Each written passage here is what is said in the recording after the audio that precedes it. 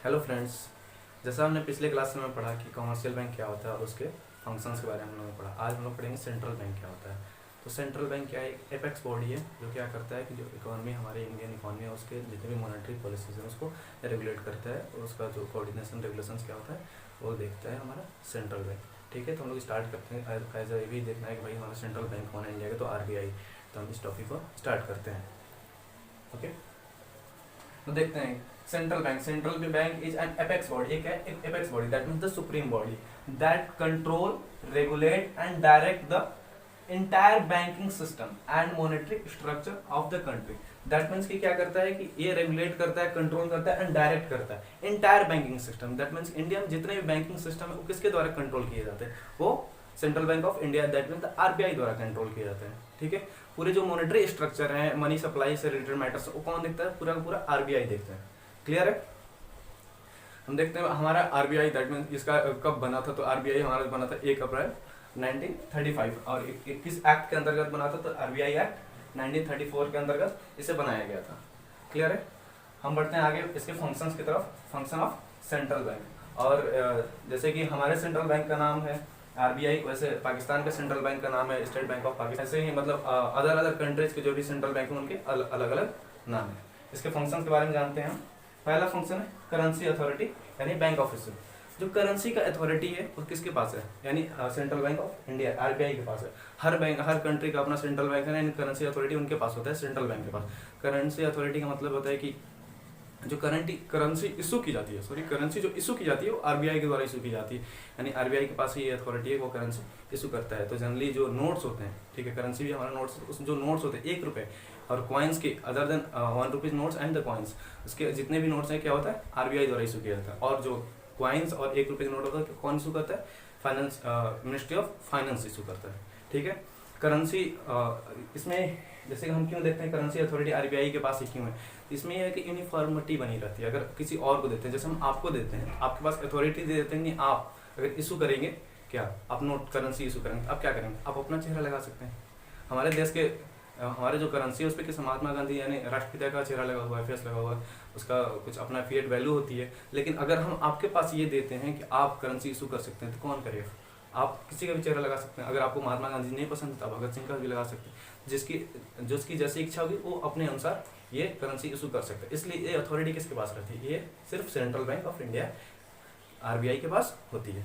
Clear है? इसमें uniformity बनी रहती है और इसका जो रेगुलेशन है इसमें कोई प्रॉब्लम ना हो, इन सबको देखते हुए ये RBI को दिया जाता है। यानी जो इसका इशू का मैटर है, यानी बैंक ऑफ इशू जो है कौन करता है? RBI करता है। ठीक है, इसका सेकेंड फंक्शन है बैंकर टू द गवर्नमेंट। ठीक है, इसके अंतर्गत हम 3 टॉपिक देखते हैं। भाई ये बैंकर टू द गवर्नमेंट कैसे परफॉर्म करता है? एज ए बैंकर वर्क करता है, एज ए एजेंट करता है, एज ए फाइनेंशियल एडवाइजर करता है। ठीक है, एज ए बैंकर की हम लोग बात करें तो एज ए बैंकर कैसे रोल करते हैं? जैसे कि कमर्शियल बैंक हम पब्लिक रोल प्ले करता है। जो कमर्शियल बैंक होता है हमारे लिए जैसे डिपॉजिट और एक्सेप्ट करने लोन एडवांसिंग का काम करता है, वैसे central bank of India government के लिए करता है। उनका जो गवर्नमेंट का करंट अकाउंट था वो कौन मैनेज करता है? हमारा RBI मैनेज करता है। ठीक है, और जो उनका जो डेप्ट का इशू है, उनको लोन एडवांसिंग से रिलेटेड मैटर्स को कौन देखता है? ये हमारा RBI देखता है। As a banker role play करता है वहाँ पे। ठीक है, एज ए एडवाइजर अगर बात करें हम लोग, एज ए एडवाइजर कैसे रोल प्ले करता है? एज ए एडवाइजर वो करता है कि जो पब्लिक डेप्ट से रिलेटेड मैटर है, जब भी हमारा बजट होता है हमें पता है कि ये रिलेटेड हमेशा क्या होता है? नेगेटिव बैलेंस के साथ ही हमारा बजट बनता है। जो उसका डेप्ट बनता है तो भाई वो डेप्ट कौन मैनेज करता है? ये मैनेज करता है हमारा RBI। एंड जो पब्लिक डेप्ट से रिलेटेड मैटर्स हैं वो कौन देखता है? RBI देखता है। एज ए फाइनेंशियल एडवाइजर काम करता है।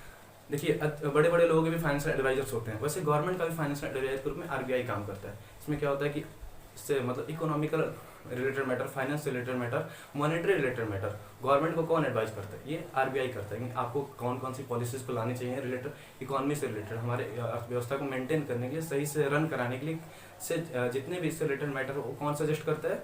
गवर्नमेंट को RBI सजेस्ट करता है। ठीक है, आई होप आप लोग ये समझ में आया होगा। हम आगे बढ़ते हैं। इसका अगला फंक्शन है bankers bank and supervisor. Bankers bank के रूप में भी काम करता है और सुपरवाइजर के रूप में भी काम करता है। तो हमारा इसका है कस्टोडियन ऑफ कैश रिजर्व। ये क्या होता है? कस्टोडियन, यहाँ पे वर्ड है कस्टोडियन, इसका मतलब है कि कस्टडी है, कस्टडी से बनाया कस्टोडियन, मतलब क्या कहता है? कैश रिजर्व रखता है कस्टडी अपने पास। यानी जो भी फंड होते हैं, जो कमर्शियल बैंक्स के जो पैसे, जो कुछ पैसे क्या as a cash reserve maintain करना होता है। ठीक है। तो क्या कमर्शियल बैंक कैश रिजर्व किसके साथ मेंटेन करते हैं? वो करते हैं आरबीआई के साथ, ठीक है। यानी सभी कमर्शियल बैंक्स क्या करते हैं? आरबीआई के साथ कुछ ना कुछ मैंडेटरी कैश रिजर्व यहाँ पे रूल फॉलो करते हुए अपने पास रिजर्व करते, मतलब जो भी कमर्शियल बैंक्स का कुछ कैश होता है आरबीआई अपने पास रिजर्व करता है। बैंकर्स बैंक यहाँ जो टर्म है इसी लिए मतलब बैंकों का बैंक है, ये क्या है? बैंकर्स बैंक टर्म मतलब बैंकों का ही बैंक है। यानी इसमें जो कमर्शियल बैंक का छोटा सा रिजर्व पार्ट रखा गया है रूल्स एंड रेगुलेशन के तहत, जो हम एलआरआर और सीआरआर पढ़ते हैं, तो उसमें क्या करते हैं? इसमें एक छोटा सा पार्ट अपने पास आरबीआई कलेक्ट करके रखता है, ठीक है। सेकंड टॉपिक है lender of the last resort. That means कि हमारा जो lender of the last resort RBI के कभी भी अगर फाइनेंशियल नीड अगर फुलफिल नहीं हो पा रही, उनको कभी ऐसे सिचुएशन आ जाती है, कभी कभी बैंकों में ऐसा सिचुएशन आ जाता है कि उनके रिक्वायरमेंट फुलफिल नहीं होते, और कोई ऐसा जैसे कोई ऐसी पार्टी आ जाती है विड्रॉल करने की, कस्टमर जो विड्रॉल बहुत ज़्यादा हैवी अमाउंट के साथ विड्रॉल करने, तो अपने छोटे मोटे अगर आसपास के बैंक से रिक्वायरमेंट फुलफिल नहीं हो पाता है तो क्या करता है कि वो आरबीआई से lender as last resort, that means वो आरबीआई से मदद मांगता है, क्योंकि लास्ट ऑप्शन है, मतलब वहाँ पे पता है कि आरबीआई हमारी मदद करेगा ही करेगा, ठीक है। इसमें आरबीआई क्या करता है? इनको लोन से रिलेटेड मैटर्स प्रोवाइड कराता है, या फिर जो फाइनेंशियल असिस्टेंस चाहिए होता है ये आरबीआई इनको प्रोवाइड कराता है। उनके पास जो भी सिक्योरिटीज होती है उसके बदले, या फिर करंट बिल्स ऑफ एक्सचेंज के फॉर्म में क्या करता है? ये प्रोवाइड कराता है इनको, जो भी इनका एक्सचेंज का प्रॉब्लम होता है यहाँ पे क्लियरिंग करके इनको लोन ऐसा प्रोवाइड कराता है। क्लियरिंग हाउस, क्लियरिंग हाउस क्या होता है? जैसे कि सभी कमर्शियल बैंक्स का आरबीआई के साथ उनका अकाउंट होता है, ठीक है। तो जब भी उनको नीड पड़ती है किसी भी इंटर बैंक रिलेटेड मैटर्स को सेटल करने का, तो आरबीआई उनका सेटलमेंट करता है। जैसे कि एसबीआई का चेक हो गया, अगर पीएनबी में हम सबमिट करते हैं तो वहाँ पे जो आरबीआई होता है इनका अकाउंट सेटल कर रहा है, क्योंकि इनका अकाउंट होता है आरबीआई के साथ, यानी कमर्शियल बैंक के सभी अकाउंट्स के साथ आरबीआई के साथ होता है। वो क्या करते हैं? उनको डेबिट एंड क्रेडिट का सेटलमेंट करना होता है। दैट मीन्स कि अगर उनको पीएनबी में क्रेडिट करना है तो वहाँ शो कर देंगे, डेबिट कर देंगे कहाँ से? एसबीआई से, ठीक है। ये हमारा क्या होता है? क्लियरिंग बैंक का फंक्शन होता है। नेक्स्ट हमारा है custodian of the foreign exchange, ठीक है। कस्टोडियन अभी हमने बताया, कस्टोडियन दैट मीन्स कस्टडी, यानी जो फॉरेन एक्सचेंज का कस्टडी होता है वो किसके पास होता है? आरबीआई के पास होता है, यानी सेंट्रल बैंक ऑफ इंडिया यानी आरबीआई के पास होता है फॉरेन एक्सचेंज का कस्टडी। जब भी कोई ट्रेडर्स की बात करें या फिर किसी भी विजिटर्स को जरूरत पड़ती है फॉरेन एक्सचेंज की, फॉरेन उनको विजिट करना है, उससे रिलेटेड उनको क्या चाहिए? फॉरेन एक्सचेंज की जरूरत पड़ेगी, तो किससे डिमांड करते हैं? वो आरबीआई से डिमांड करते हैं। अगर कोई भी ट्रेडर है उनको फॉरेन से कुछ चीज़ें इंपोर्ट करानी है तो वो क्या करेंगे? आरबीआई से रिक्वेस्ट करेंगे कि मतलब हमारा सेटलमेंट का किया जाए, जो भी हमारा प्रॉब्लम उसको सेटल किया जाए, यानी फॉरेन एक्सचेंज से रिलेटेड जो भी मैटर होता है वो सेटल्ड किया जाता है, ठीक है। और फॉरेन एक्सचेंज आरबीआई के पास इस कंट्रोल में इसलिए भी होता है कि इसकी जो इन्फॉर्मेटिव बनी रहती है मार्केट प्राइस से रिलेटेड, यानी इसमें जो इवेल्यूशन और डिवेल्यूशन ऑफ मनी की बात होती है, इसमें उसकी वैल्यू कांस्टेंट बनी रहे, इसकी वजह से इसका जो सेटलमेंट कौन करता है? आरबीआई करता है, यानी इसका जो कस्टडी होता है किसके पास होता है? आरबीआई के पास होता है। हमारा नेक्स्ट टॉपिक है controller of money and credit creation, यानी एक credit control function of the commercial central bank है, यानी क्रेडिट कंट्रोल जो भी फंक्शन है मनी सप्लाई से रिलेटेड मैटर है। तो ये टॉपिक थोड़ा बड़ा है, इसमें bank rate and repo rate और भी बहुत सारे इसमें है, कह सकते हैं qualitative and quantitative function of the central bank के बारे में हमें इसमें जानना है, ठीक है। तो इसके लिए हम एक अलग से वीडियो लेके आएंगे और उसमें जानेंगे कि इसमें इसका कैसे कैसे फंक्शन परफॉर्म करता है सेंट्रल बैंक। तब तक के लिए हम यहीं पर वाइंड अप करते हैं। Thank you.